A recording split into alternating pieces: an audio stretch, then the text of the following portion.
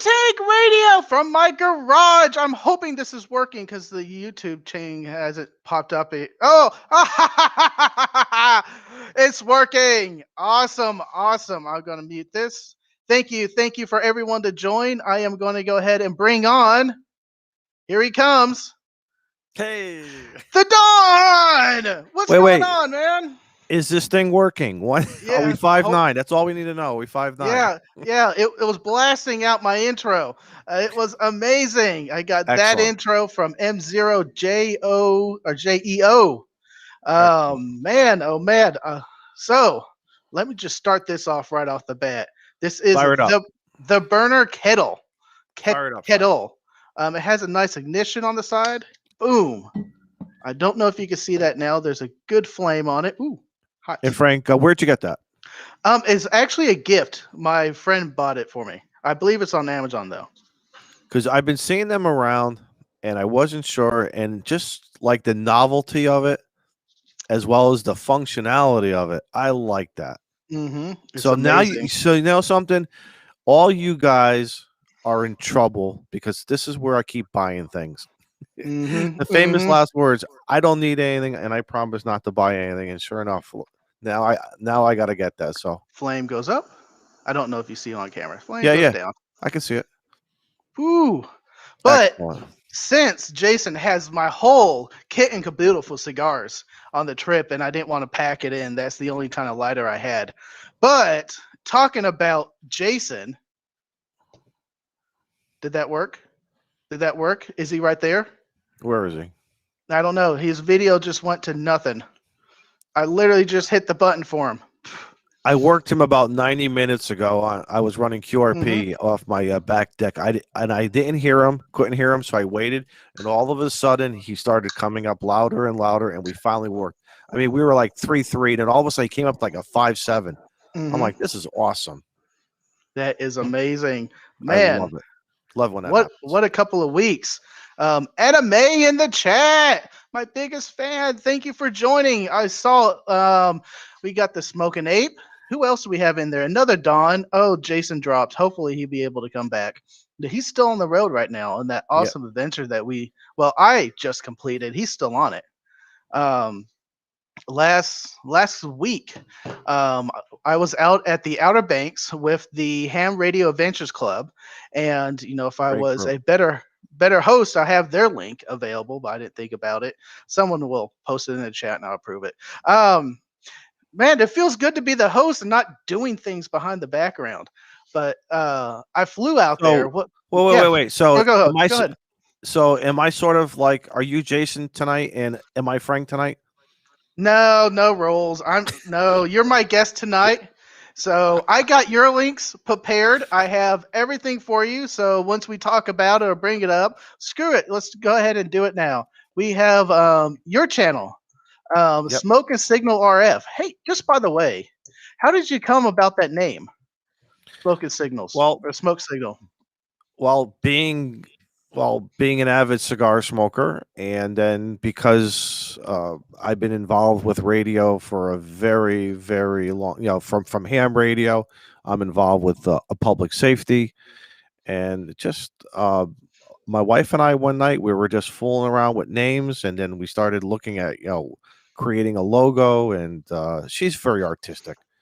So it's everything in my house turns out to be what I call the arts and crafts project, and then before you know it, so hey, I see some more Don armies popping in here. I see Smoking Ape, Mike's here, Steve, Anime, where's Scout? I saw Scout.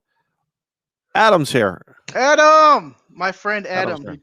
Tells me what I'm doing wrong about satellite contacts. I think I was thinking of Adam today when I was out in Rhode Island, and then I was on my back porch running my ICOM 705 playing QRP and fooling around with an end-fed half wave. I'm like, oh my God, if I can only do this on top of a mountain. Philip, yes, I'm doing it all. Amazingly, I'm using Restream. I think it's putting the logo up there. I don't know. Yeah, there it is. Hello, Aaron. And I've literally been trying to set this up for the last hour. I dabbled in it a little bit last night, but I can't believe it's running this smoothly. I don't know what Jason's issues were while Don't trying to jinx do all this. yourself, man. You're doing a I great know, job. I know. I mean, I see Uh, listen. It must be the weed whacker because I think the weed whacker may add about 6 dB of yeah. gain right there. So yeah.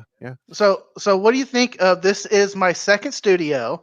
It's the first time actually broadcasting or streaming from this location.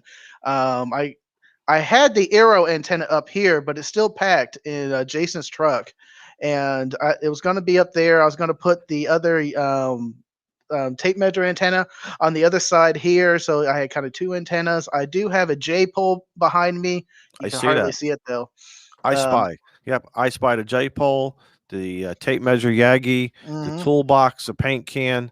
I don't know if you got what kind Uh, of magazines you got under there. And if they're dirty magazines, I don't want to know about them. No, no, those are tiles. Tiles. Oh, Um, the tile. Okay, all that right. that being said, Good I excuse. hardly touched this area.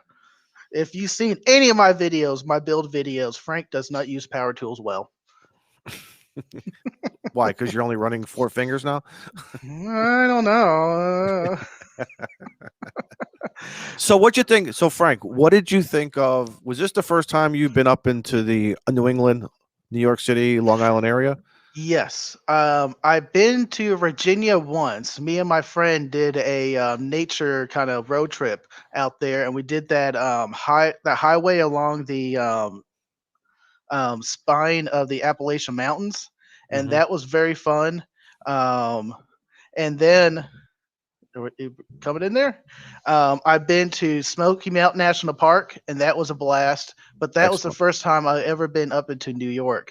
And who's that on the road still? On the road, man. Can you hear me? There he Yeah, is. we got you. You're 5 and 9. Okay. 5 and 9. I just activated the park in Alabama, and I got 108 contacts in about just over an hour. Nice. Oh, nice. Smoking. Thank you.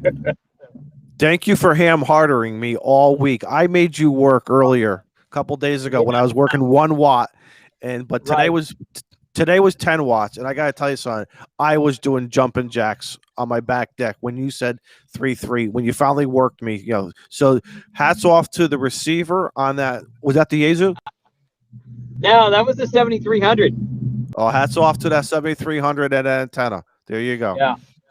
I was surprised I'm surprised to hear you say that you were 10 watts today.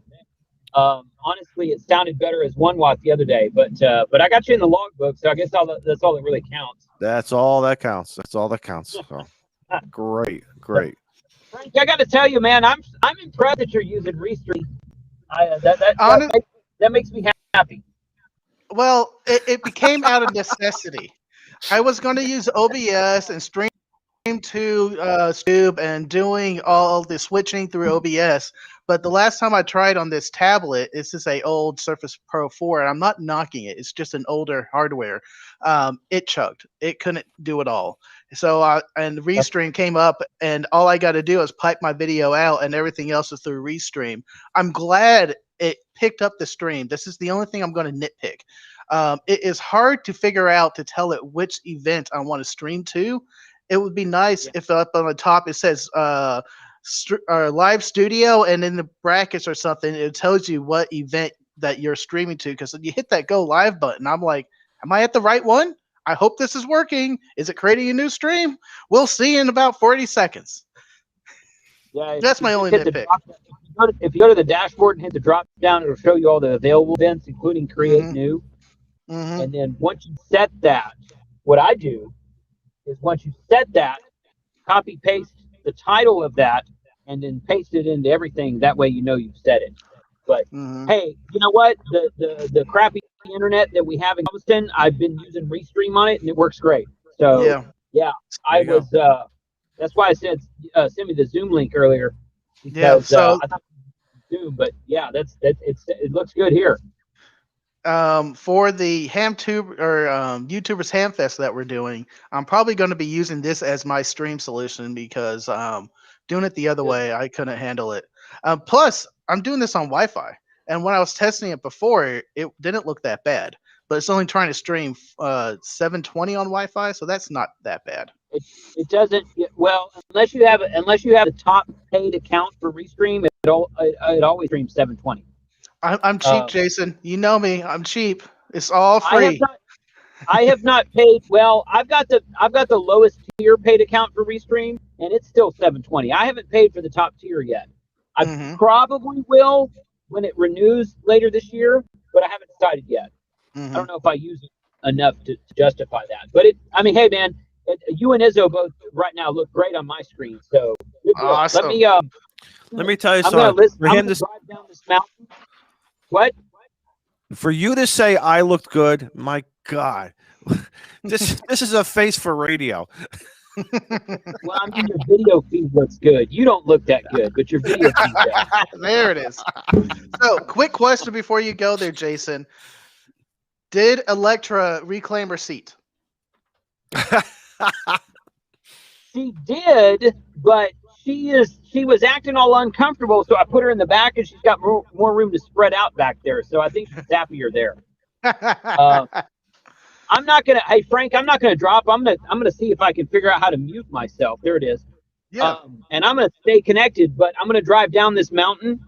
And because the park is on top of the mountain where I just activated, I'm gonna. So if I lose connection, that's why. Soda?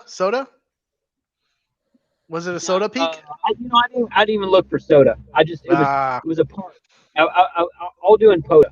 I'll do in POTA this week. So. Cool. Well, if you can turn it like towards the front, out the window, we watch you drive down.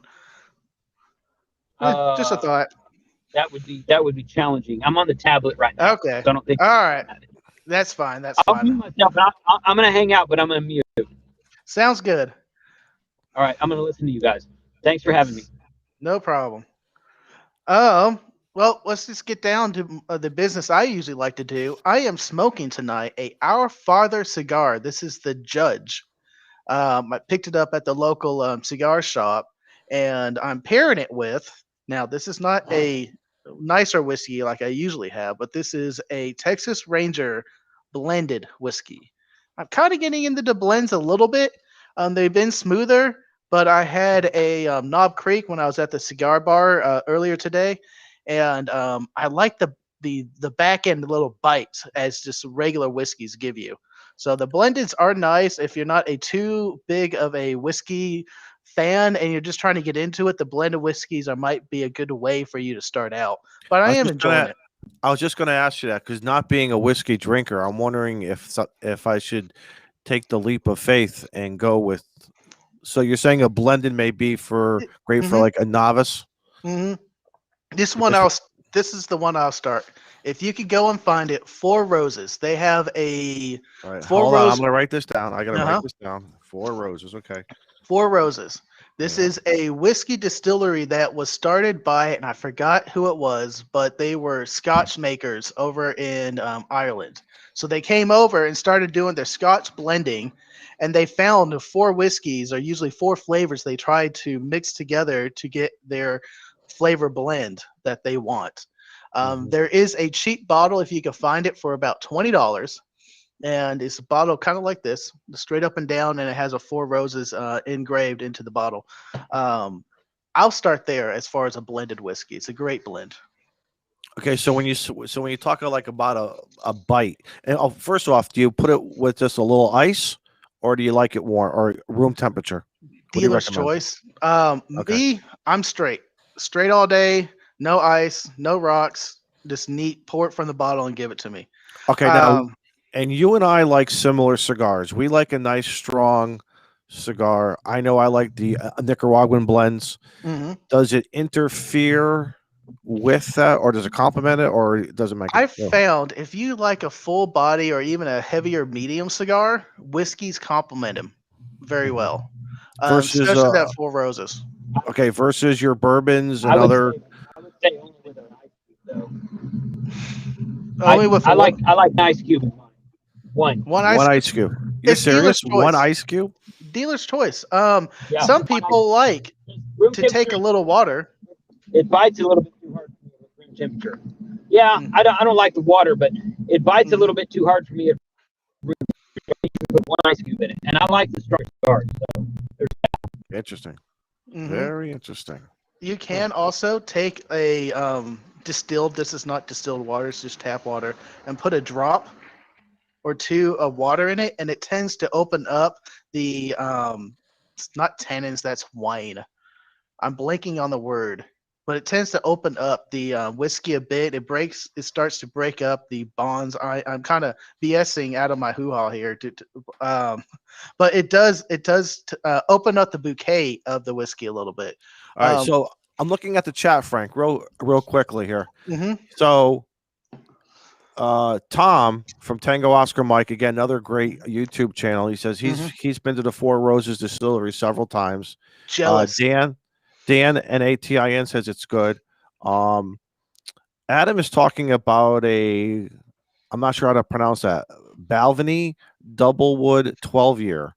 I don't know that one. See, this is why I'm writing things. I got my pen today. Yeah. I like single barrels that will have a very a whiskey or a bourbon bite on the back end. You taste a lot of the wood notes out of the barrel, and they're usually a higher proof, and that gives you the more bite to them. But hey, start at the blendeds and work your way into it a bit, and kind of buy the cheaper bottles until you get used to it. Four Roses is another good one I like. Knob Creek is always go to me.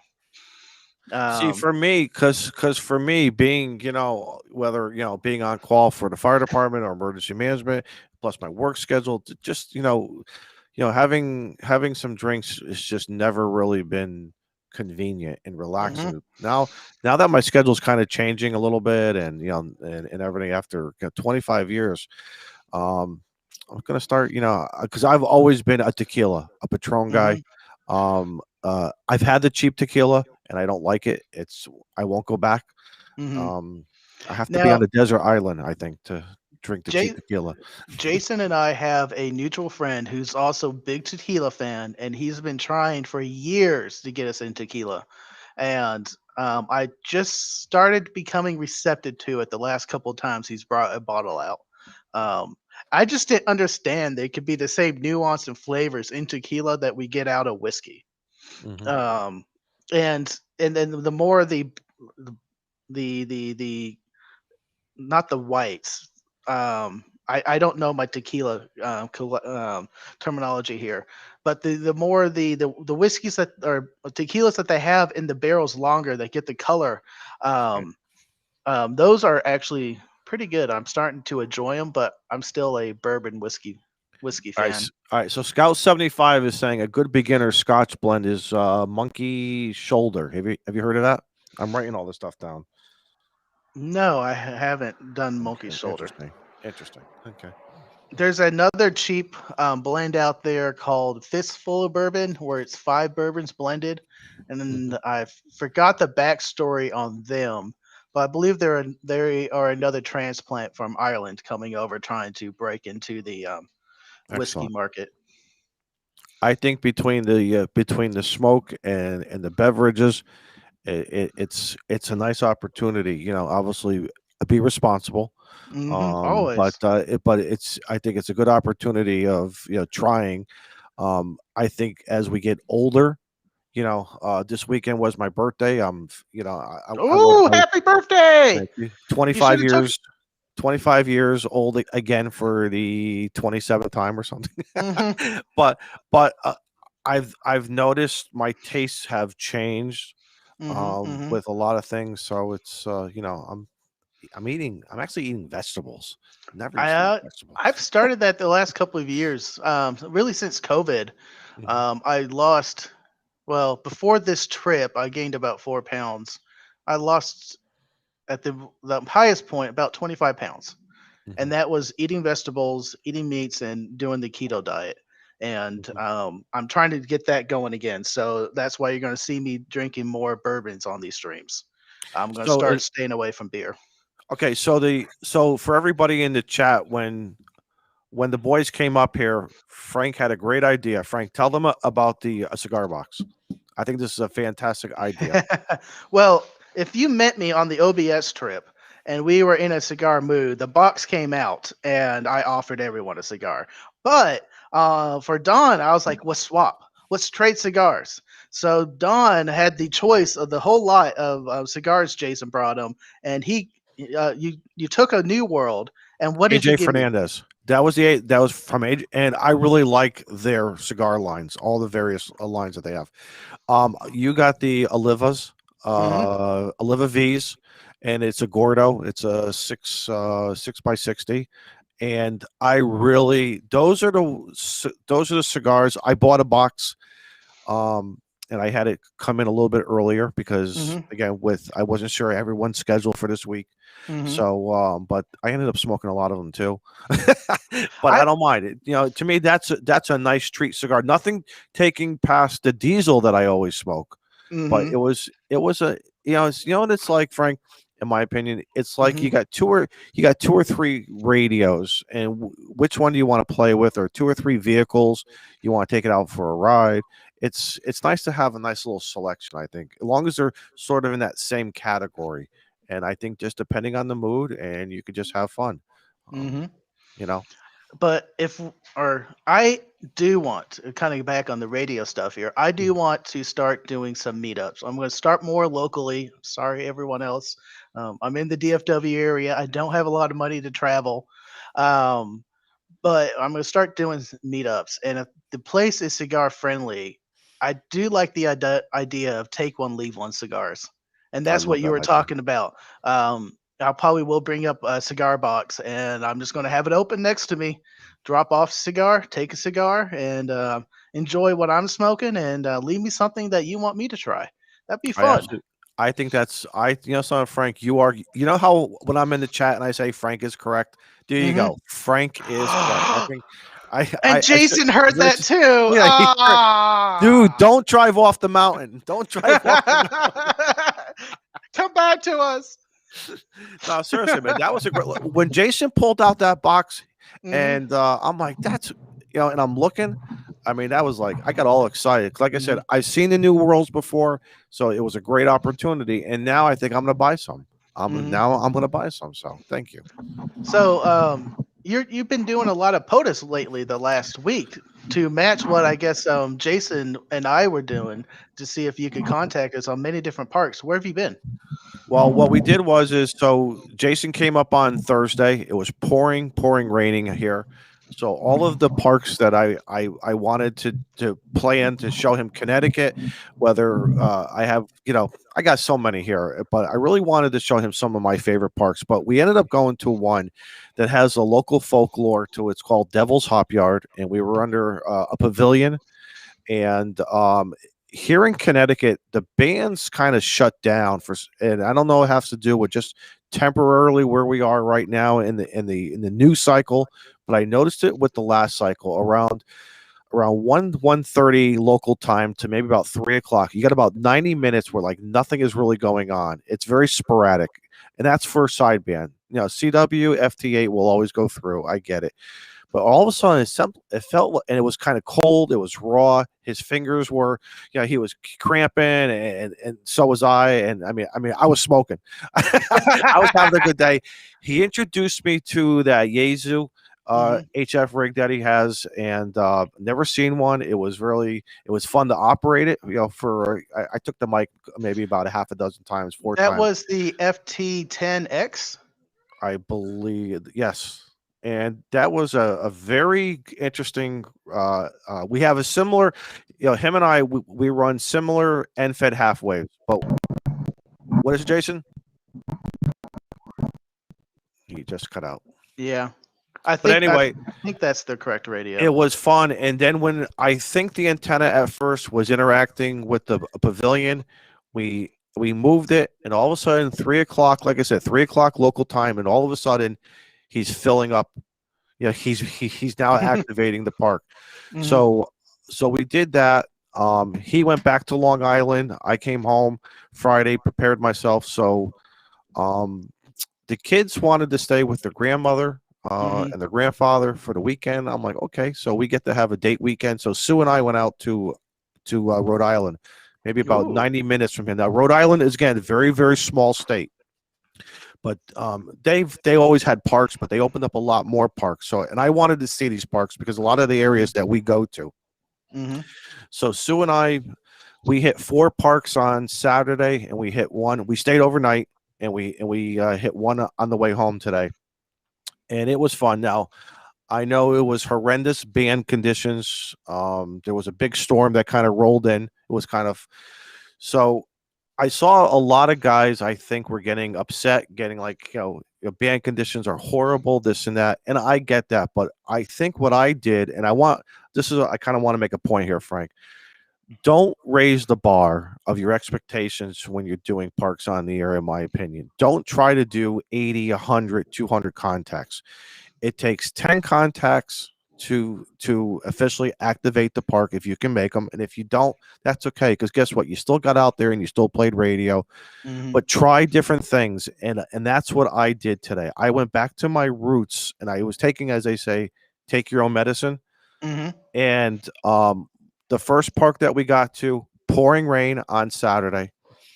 And I actually I shot a lot of video, so in maybe about a week or so I'll have this video up on my channel. But I actually sat in the back seat of my pickup truck, a little cramped, but I think we ended up getting 12 or 14 contacts in the pouring rain. It worked. Nice. And it was a tough one, and it's a fun park to go to. I mean, I've driven by this park for the last 10, 15 years. A lot of big, kite flying that goes down. It's right on the Atlantic Ocean, out in Newport, Rhode Island. Beautiful area. And then all of a sudden the rain stopped, so we went to the next park, and I operated off the tailgate. And then all of a sudden it started raining again. Talking about rain, man. OBX, when we're out there on the Outer Banks there, I flew in Thursday, stayed in hotel. Friday, we met up with Jason. I had Mike drop me off. He picked me up from the airport. Very, very thankful for that. Who's that, Mike? Mike, the N8YO? No, it's the other Mike. I'm blanking on his call sign right now. I'm terrible with names. I'm sorry. I'm terrible with calling signs. I'm sorry. But it was Mike. He picked me up from the airport, took me to the hotel. He actually waited for me about 2 hours. That was the difference between he coming in and I came in.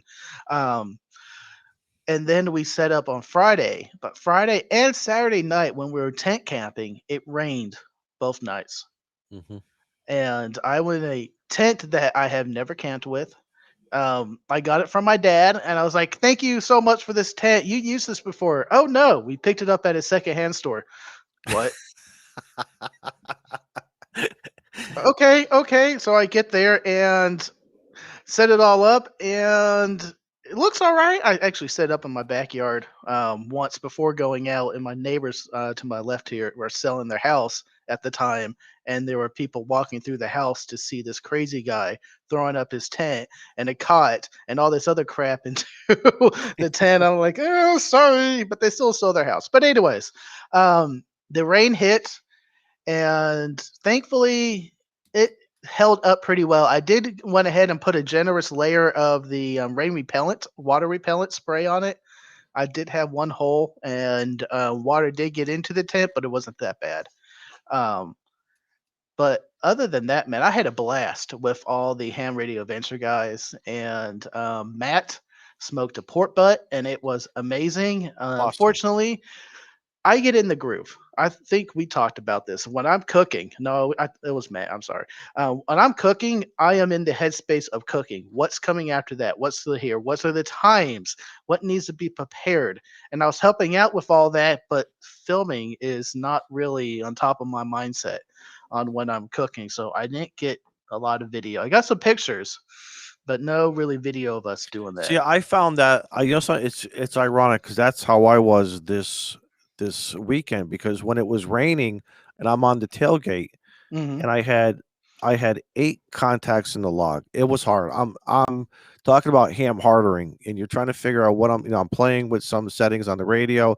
I'm watching the POTA board, see where everybody was. I'm looking at DX watch. Hey, a contact is a contact. And so then all of a sudden I happen to have a blanket, in the truck. So I threw it over the equipment to keep, just keep stuff dry. And I finally, I think I ended up doing like 12 or 14 contacts. Mm-hmm. But afterwards, packing up, I'm like, I looked at Sue and I said, God, we should have been recording this. This is great. Where you just keep on going. And then tell her to be the master of the camera. Pull it out whenever and just start filming. Frank, let me tell you something. Usually I have Matthew taking care of all that camera stuff for me. Mm-hmm. Matthew, I love working with him. He's a great kid. He's a good kid. And everything. But again, he's hanging out with grandma and grandpa this weekend, him and his sister. And so it was just Sue and I. And listen, Sue does a lot of, let me tell you something, she surprised me this weekend with she had some good ideas.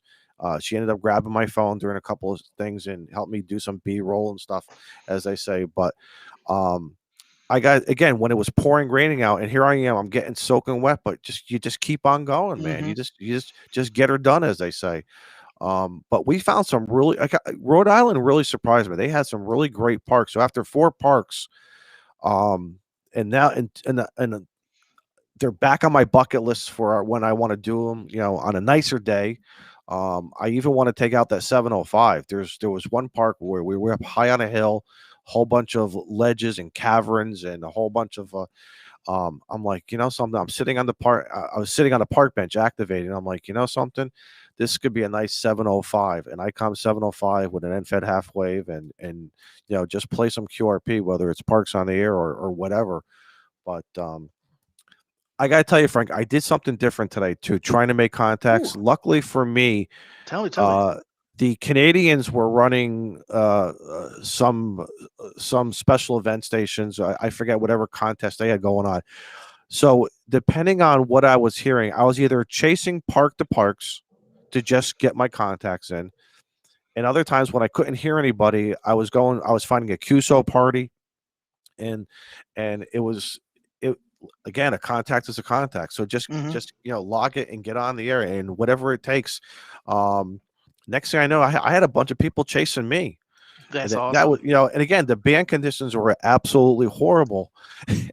And then we got home around 2:00 today. After any trip, you empty out your truck, you clean it all out, you do. So I'm like, something, cigar time. So I sat on the back porch and I hooked up the 705 to the off center fed dipole I have, which is only up about 35 feet. I wrote everything down today. I was just fooling around with some logging here. I worked almost 20 stations today in about 2 hours on the QRP rig, and Jason being one of them. It was just there was a rookie roundup going on. There was the Canadian stuff going on. It was Parks on the Air still. A Support Your Parks weekend. And I got to tell you something, that ICOM 705 is an incredible rig. But I will say this 1,000 times. I think all QRP rigs are all good. All radios, whether they're 100 watts, are all good. It's all about your antenna and the band that you want to operate on. And then after that, Frank, guess what it is? It is what it is. Because I started making some 60-meter contacts. I've never worked 60-meter contacts on that 705 being at 10 watts. And I made about 4 of them here on the log. Wow. So it's all about experimenting and having fun. Just get on the air. Still talking about that rain, when Jason and I think it was Saturday or Sunday. It was Sunday when we were driving up, we met Bo, and he took us to that awesome park that was 4 parks in one. And we set up on the tailgate. We had Mike. Yeah, we had Mike going with CW on the tailgate doing NAYO. Yep. Yes. And then Jason and I were working. We were being kind of lazy. We set up the radio in his truck, and we had the door open. We were standing by it and working it. And it started raining, and man, everyone pitched in really fast, and we broke everything down. But we kind of broke everything down. It stopped. It stopped. Well, even like on Saturday, I'm watching the rain from Rhode Island, and right across we could see Connecticut. We could see, far away, and I'm looking at sunshine. And my wife texted the kids, to check on them, and they're like, "What's the weather?" "Oh, it's warm. It's almost 60 degrees." And here we are freezing at 45 with the wind blowing, and I'm dressed in uppers and lowers, and I've got multi layers going on, but it's you do what you got to do. Hey, speaking of Mike, so I think it was on Tuesday. I get the call, or at first it started off as a text from Mike. Mm-hmm. He's like, "Hey, I'm coming up through your area." I'm like, "Dude, come on in, come on in." I said, "What do you need? You need a home cooked meal. You need a place to crash. You need to wash clothes. Whatever it takes, brother. This is who we are in this community. I mean, we help each other." And Mike came in. Sue had, all she had to do was she just drew some extra chicken. She had some roasted chicken already going, and she just threw a few more pieces in, and we had a great evening. He got introduced to that Oliva cigar too, and we had fun on Tuesday night. He was a really fun guy to work. To have be across the table and just kind of like play back and forth with questions and answers, and super nice guy, super nice guy. So he was telling me about the Ham Radio Adventures, which I'm also a part of. For those of you who don't know, Ham Radio Adventures has a great website. They do a lot of outdoor work, promoting this great hobby. Dues are like $15 a year. Again, consider joining them, supporting them, and I'm finding the website now. We're like talked about them 4 or 5 times. And they got some great apparel and drink glasses and other stuff. That's on Josh's. I believe that's on Josh's a website where you can buy some stuff. Support them also. Promote it. Uber Geek joined us in the chat. Thank you for joining. Philly, man, I see you in there. Brother from another mother. Yeah, there's TOs in there. Yep. TO says, I'm going to be on a ham nugget soon. Oh, no. Am I a big enough ham to do that? We'll see how that goes. Well, talking about things in the book here, Monday night ham radio's coming up, and it's going to be Go Box theme night. So everyone's going to show off their Go boxes and see what everyone's built. Starting off the night here at 5:00 Central is KK6USY. Nice. Followed by Jason Ham 2.0, Carlos at 6, Tango. You just put Tango in the calendar. He's going to be Mike. Tango. That's Tom. What I thought. Tom. Mm-hmm. Again, bad with names. Sorry. Then Ham Radio Ninja, and I'm following Ham Radio Ninja, and I'm going to be talking about or building out my CPAP solar battery system that I used on the trip. Nice. Worked flawlessly. I'm building all that out. That is my Go box, and I'm fitting it in there because it's the Go box I'm using for sleeping. It's really kind of radio-ish related. It's the same battery. I put power poles on everything, but that is true Go box for me because I got to have that to sleep at night. Later I probably will do an actual Go box build. I have ideas on. I think I have everything to do it. I just got to put it all together. Followed up, the final slot is TO's Ham Nuggets, and I think it's going to be the after chat where we're all going to get together and discuss ideas and which ideas we're going to see each other. Let me tell you something. I've been building Go boxes for a long time now. And guess what? I love watching other guys. Unfortunately, I wanted to do one when when I heard about the announcement a couple weeks ago. Unfortunately, I had too many things going on. I couldn't do anything because I was actually going to take my box apart and rebuild it in front of everybody. But things just came up here between work. We had a couple people leave and some other things going on. But regardless, I love what Go boxes is like another addiction in the hobby for me besides radios and antennas, because it's so fun to see what goes through everyone's head because my needs is going to be different from your needs, Frank, and vice versa. But just like you said, we can learn and have fun with learning because all of a sudden you're gonna do something. I'm gonna be like, wow, maybe I should do that. And the one thing about the Go boxes I have learned, it's never done. It's a never done. It is a perpetual box that once you do something, once you build it, you'll be on revision 2. And then all of a sudden revision 3 and 4. This hobby, you're never done with it. You are never iterating and getting the new thing. And guess what? Something's going to come out because a long time ago, there was no such thing as power poles. The Anderson, there was just no such thing as them. But again, I think today we have a lot of different options, whether you go with a traditional 19-inch rack mount box, or whether you go with again, from a briefcase to a suitcase to a file box to a toolbox. I mean, my first one that I ever built was actually a toolbox, and I was in, quick story, I was selling potato chips. I had a potato chip route here, and with Frito-Lay, obviously everyone knows Frito-Lay, but up here in the Northeast, we have a potato chip company called State Line Potato Chips. They're really not around anymore, but they put me in this truck, Frank, that had not even an AM radio. Nothing. It was nothing. And 3 days later, I had I had an older AM FM radio that came out of a car, and I stuck it in there. I had my CB, and I had my two antennas, one for CB and one for AM FM, on these vice grip mounts.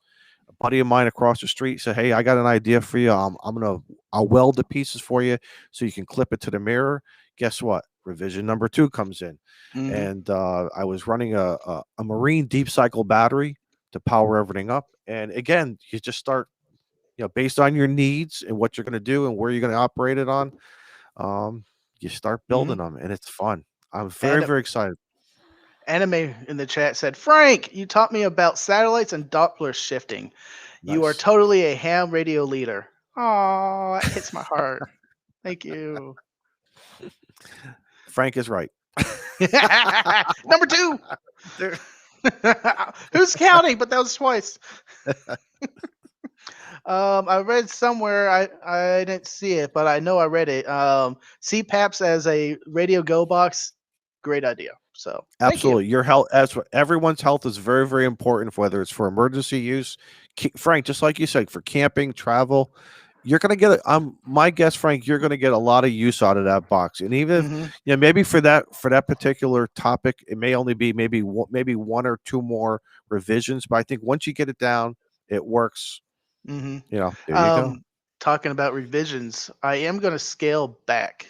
I did good math. The math was good and solid, but how I read how much amperage I was using was too much. It was 3 times the amount, and sometimes the max I did 2 amps, and what it turned out to be 0.5 on average.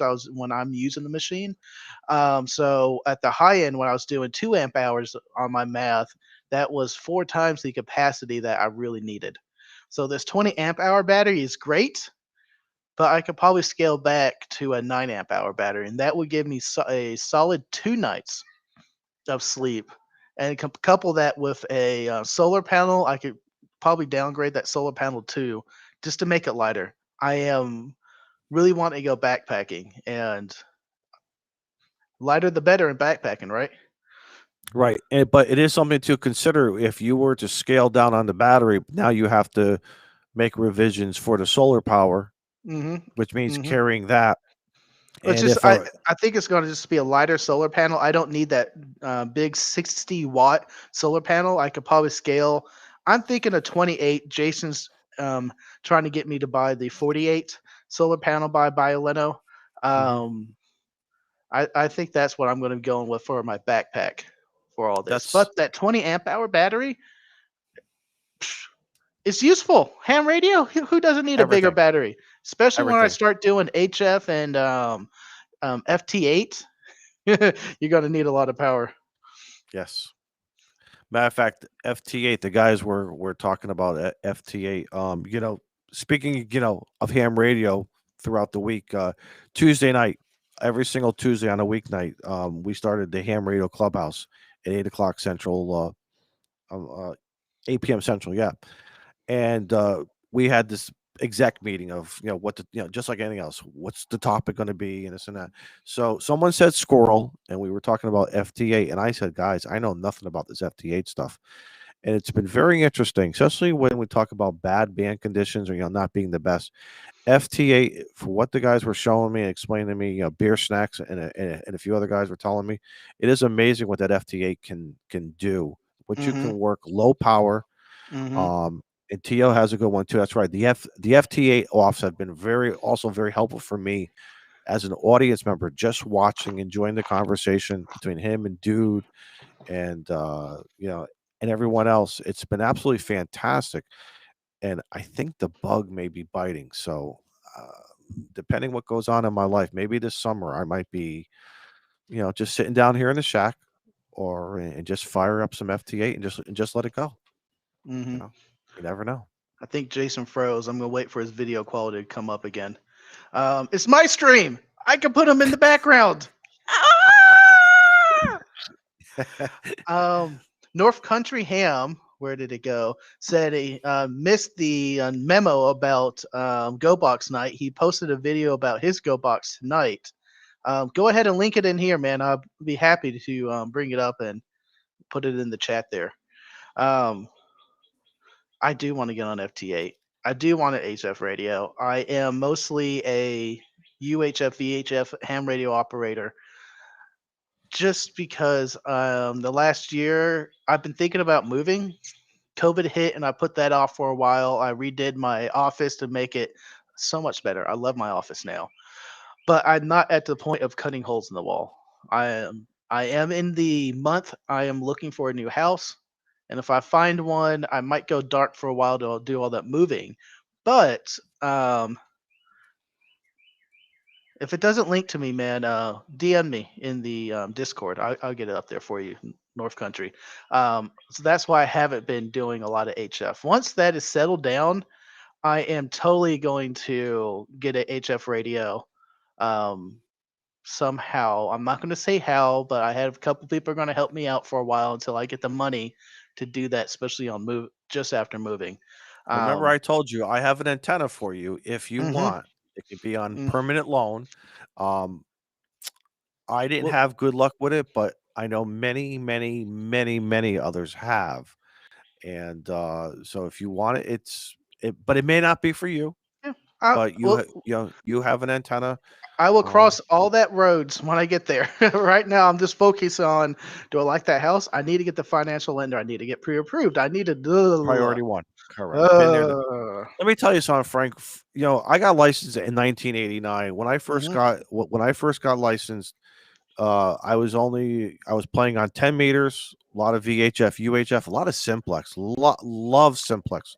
Got involved with the 220, and then even though I got my general, and my grandfather was letting me try different radios for like this small, he gave me these opportunity of trying various radios, and all of a sudden after 2 or 3 months he was taking it back and giving me something else to kind of play with. So then while I got my general, then all of a sudden I got disinterested in HF, and I just stuck with the VHF, UHF, a lot of D-Star here in my area, a lot of Brandmeister, a lot of traditional DMR.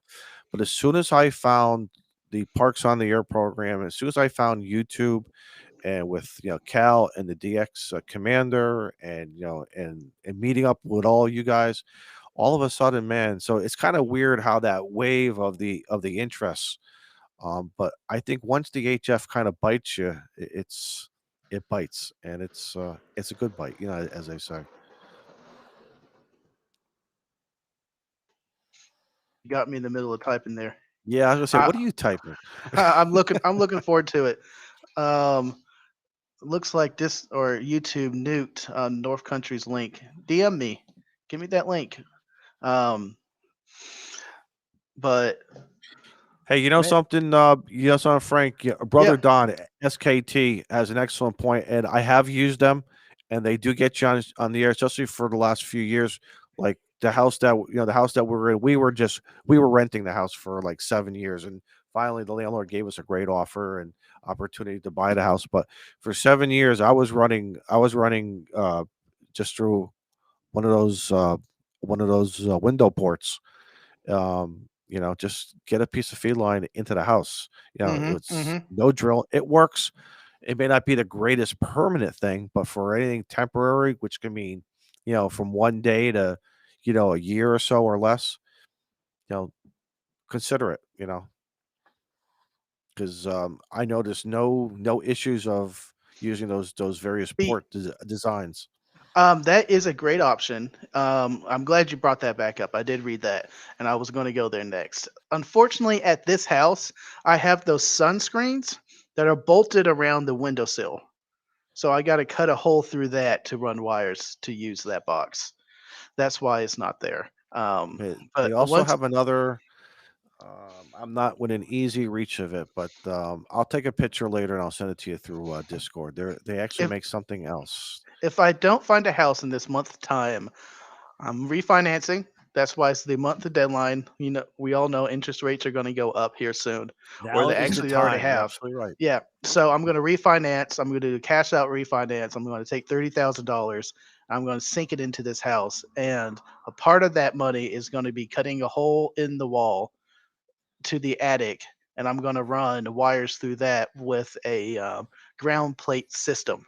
So you screw in one end, you screw into the other end of the wall, and with the ground plates, whatever you screw in there is going to automatically be grounded. That's the kind of the idea what I'm looking at.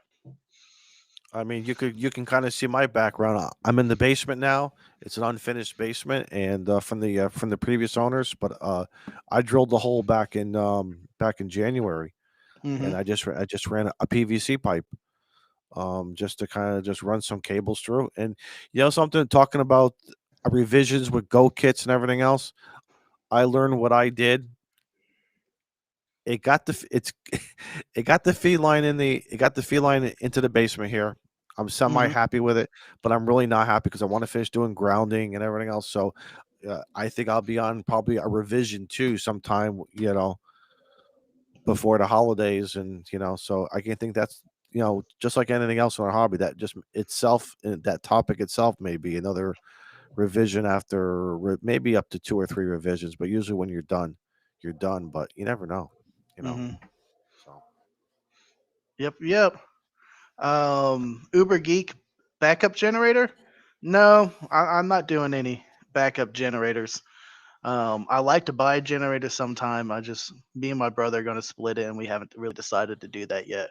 We're looking at other expensive hobbies that we're not going to talk about to spend some money on. here in the Northeast, it's almost a necessity, as well as many other parts of the country. I've always had the gas generators from the Honda EU 2000s to the big Hmm. 10,000 units. I got to tell you something, Frank. The last storm we had here back in August, we had a just slightly under a tropical storm came rolling through here.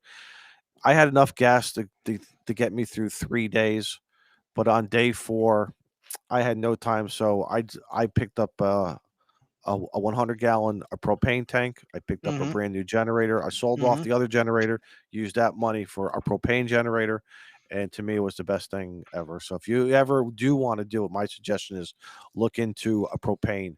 This Hmm. way here, it's quick. It'll sit there forever.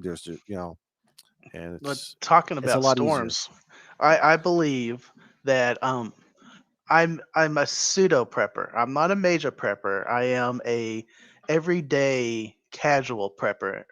I believe that we all need to have about 2 weeks worth of food. Hmm.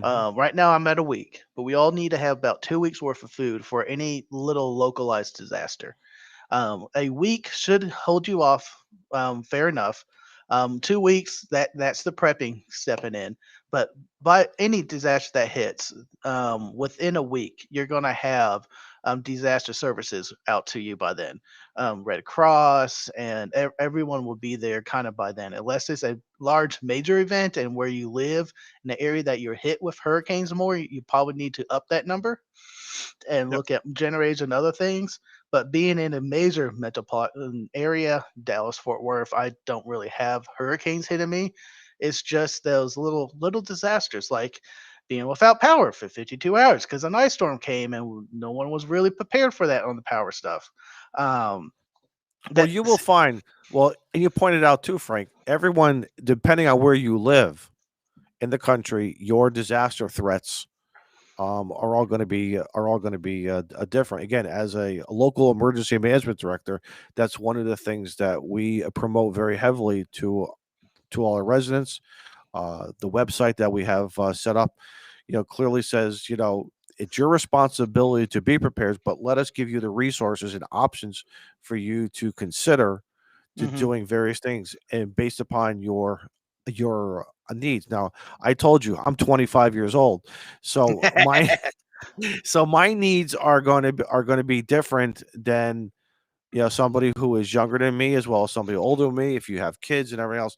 But it's something to take, I think, to be very realistic. And I know we've done it here.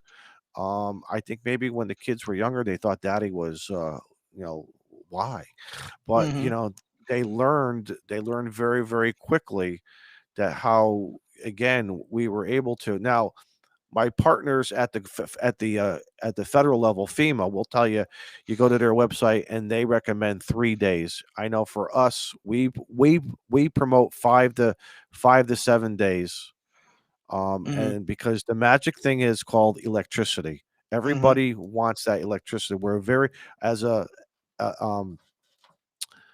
again, you never would have heard me saying this, but not only is electricity so crucial to us, but so is Wi-Fi. And the whole access to the internet. We have changed as a society now, and now the utility companies need to react to that too. I don't know if we're a little bit behind the 8 ball on that, depending on where you live. But again, you do bring up some excellent points on that. John from the chat, M7CPT. See, I'm getting better with call signs after this weekend. Reading them out over the air over and over again. He says, don't forget the toilet paper roll. I like that. He's absolutely right. And that's all psychological, completely but regardless, psychological or not, just have some extra rolls or whatever you feel is appropriate. Wet wipes I like when you're on the go. Personal preference there. I mean, I have the Mountain House products here. I got a whole bunch of. Let me tell you something. I got some great Mountain House products here, and I got. You want to know what I really like, Frank? The biscuits and gravy. It's not the homemade, traditional. You go into someone's kitchen who makes some nice, good biscuits and gravy. But let me tell you something. When you've lost your power for 3 days, 4 days, 5 days, the most we've ever lost it here is 8 days, and it gets to be psychological again. It's like you need a good hot shower. You need to have some good food into you, and I'm talking about and something about that biscuits and gravy, man. It makes me happy. It makes you happy, and it makes you feel like you can make it another day, and it's very important. Jason tried to come back, but he got some. I saw him blip here too. Yeah, he was in the waiting room for a little bit, but he never pulled up a strong signal. Well, I'm going to give you the floor for a little bit. Go ahead and give us a shout out. What you do, where you're at, and where we can find more, Don. So take it away. Okay, so playing radio, doing a lot of Parks on the Air, a real lot of Parks on the Air program. I got my my YouTube channel is Smoke Signals RF. You could also find me on Twitter, and I gotta tell you something. A big shout out to all the Twitter people out there. You guys have really been fantastic with a lot of the retweets, suggestions, some of the DMs out there, and I just want to say thank you, man. It's really nice. It's really nice to kind of, as I say, I feel the love with everything. But as the weather is getting warmer here in the we're in the southern part of what's known as the Northeast, and I know there may be sort of a cooler trend right now, which is typical because you don't know what you're going to get for April. But I got a whole bunch of Parks on the Air scheduled. I'm excited with the YouTube bunch with the upcoming Memorial Day weekend. YouTubers Hamfest coming up. I'm going to have I'll be participating for about an hour on that. I was going to do a second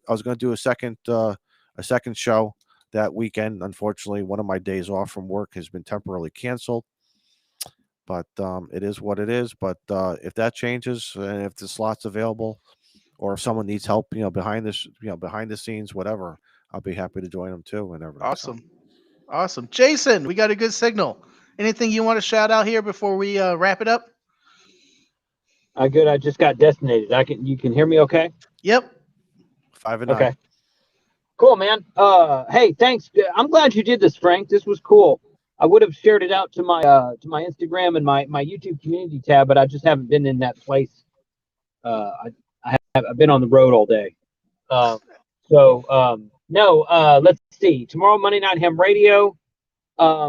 Wednesday, I will have Jarrett, the writer of the new Ham RS logging app, for POTA. If you're not familiar with that, go to I think it's on iPhone too, but go to your Android store and search for Ham RS, Ham Radio Sierra.